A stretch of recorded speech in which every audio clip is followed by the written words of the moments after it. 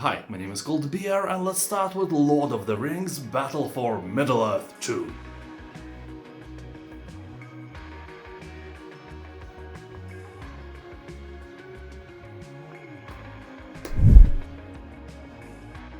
You can't buy this game, well, at least not the digital version, though you can still get your hands on the CD on Amazon or eBay. If you want a new unused version, it will cost you about 300 euros. Used ones are way cheaper, like 30 euros or something. Also, you can get the game by means I cannot talk about because of strict YouTube rules, but you all know what I have in mind. The game was released not only for Windows but also for Xbox 360, and that is a really rare thing because you can probably count good RTS games for Xbox on your fingers. The gameplay is pretty standard, but still very cool. Here you can choose from 6 factions: men, elves, dwarves, Isengard, Mordor and goblins. If you have an expansion called Rise of the Witch King, then a faction of Angmar is added as well. Here you can control various heroes from the books and movies, such as Aragorn, Legolas, Gollum, Mouth of Sauron and others. This is truly a great game for every RTS fan. Also, a few years ago there was a team that tried to recreate the game in Unreal Engine.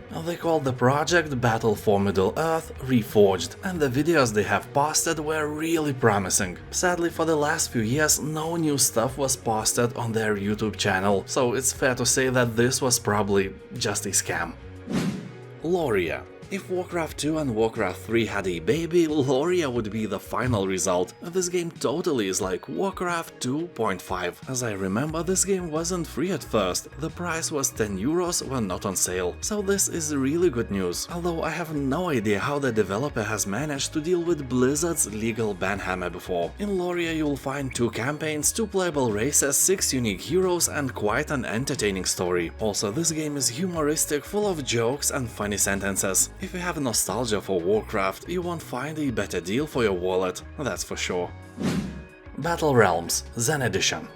Initially released in 2001, the game made its debut on Steam around 20 years later. It's not a remastered version in that casual meaning of a word, but it's significantly improved. Updated screen resolutions, online multiplayer, fixed bugs and all that made this game better than it was before. Also, it contains all the stuff that was ever released for the game as well, like Winter of the Wolf expansion. So basically here you'll get an amazing game with 3 storylines and unit alchemy stuff that reinvented the RTS genre back then, so it will definitely scratch the balls of your nostalgia. Age of Mythology Retold. So this is a spin-off from the Age of Empires franchise that was revived as a remastered version in 2024. The release was very successful because they stayed faithful to the principles and listened to the fans. You know, nothing like Warcraft Reforged. So the game has around 90% review score on Steam, and that is a huge success. Not as huge as your mama, but really impressive. Here you'll embark on a multiple campaign spanning 50 missions that will take you across a vast mythical world. You will besiege the mighty walls of Troy, battle giants in the frozen wastes of Midgard, and discover the mysteries of the best potato salad recipe. Well, at least some of these are true. The game has really beautiful graphics with a not bad physics engine, and it also supports controller. You know, probably not for intense PvP battles, but for casual campaign after a hard day at work. People on Steam are praising the game in unison. The only thing that triggers players is the remade voice acting. If you never played the game, you probably won't even care, but if you did try the original version, you will feel that uncanny valley right away. Nevertheless, this is a minor thing, the game is great.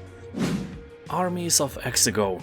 Game looks and plays just like if Age of Empires and Warcraft had a baby, and this crossbreed is not an ugly one. Like for example, when you crossbreed single malt whiskey with Coca-Cola, or potato salad with pineapple. Blasphemy!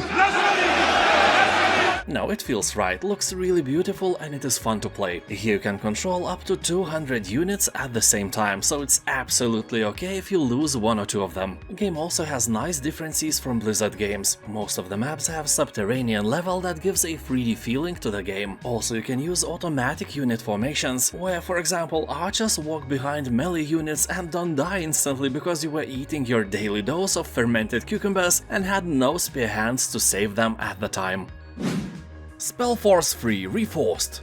If you are searching for something like the third WarCraft, search no more. This is a fun mix of RPG and RTS, meaning that most of the time you will control heroes that can gain experience, new skills and all that. Really similar to WarCraft's additional huge maps where you control Rexa, and the other half of the game is traditional base building, unit training and upgrading so you could swarm the enemy with your eternal wrath. Campaigns are really well written, so reading and listening for conversations will be the thing you'll do a lot. And I mean it, about a third of the game consists of dialogues. So if you just want quick matches where you can show your insane APM of 20, it's not the case. But if you want story-rich RTS RPG game, this is definitely for you.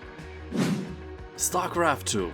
So if you somehow avoided StarCraft 2 in your life, I envy you so much. I have sunk about 5,000 hours into this game and I regret nothing. StarCraft 2 was basically the only game I played for 3 years after its initial release, and continue to do that occasionally for many years after as well. And the best part of StarCraft 2 is that now it is free. Well, I paid good money for it back then, but now you don't have to. Multiplayer is free and the first full campaign with Terrans is free as well. If you think that StarCraft 2 is dead because it's an old game, you are more than wrong. About 35 to 50,000 players log into StarCraft 2 every day and play at least one game. That is not much if you compare it with the giants of the gaming world, but it is far away from dead as well.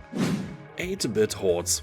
Basically, this is a WarCraft if it would be made using the Minecraft engine. You'll find two factions, the Dark Orcs and their undead friends versus those annoying humans, dwarves, elves and all that puny stuff in general. You will collect resources, build up and defend your base, amass your army of evil or, you know, pathetic good, and ultimately crush your opponents, or be crushed by them. Game offers 24 offline campaign missions, 12 co-op missions to play with your friends and 10 multiplayer maps that support up to 8 trolls online, literally and figuratively. Although honestly you will never see 8 players online. I'm not even talking about this amount of players in multiplayer, so if you want some player versus player battles, you're gonna need a friend. But don't worry, AI is present as well. It has multiple difficulty options, also it can play in a team with you or destroy you. It is quite capable of doing that, believe you me. 8-bit Hordes is easy to understand and is user-friendly in general. If you like RTS games, there is no doubt that you may like this one as well.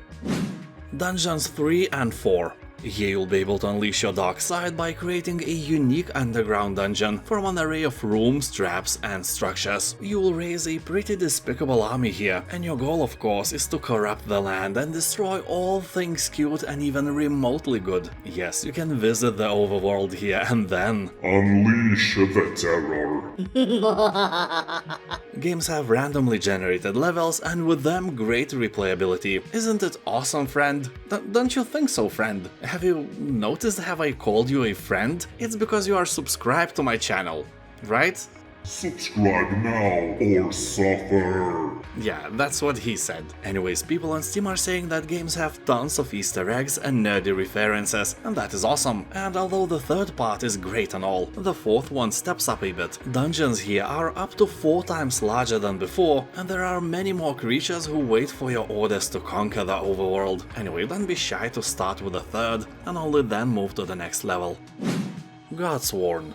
This is a fantasy RTS where you will take control of a divine hero, gather worshippers, rally great armies of mortals and mythical creatures, and crush your enemies to prove you are worthy to lead these lands, protect your followers, and burn your enemies with the light of the sun as the goddess Saule, or strike under the cover of darkness as the moon god Menace. By reading that, for me it is obvious that these gods are from Baltic mythology, which is shared between Lithuanians and Latvians. And I like that not only because I am Baltic myself, but because finally someone grew balls big enough and decided not to go with mainstream Greek or Egyptian or famous Estonian mythology, but rather took an original turn. Baltic mythology is super rich with incredible gods and creatures never seen anywhere else. The game looks and plays very nice, really has the vibes of modern WarCraft, except here you will be playing for and against pagan tribes and their overarching masters. Game is in early access, but the review score is above 90%, which is a fantastic result. And now thank you for watching, have a nice day and I'll see you next time. Subscribe.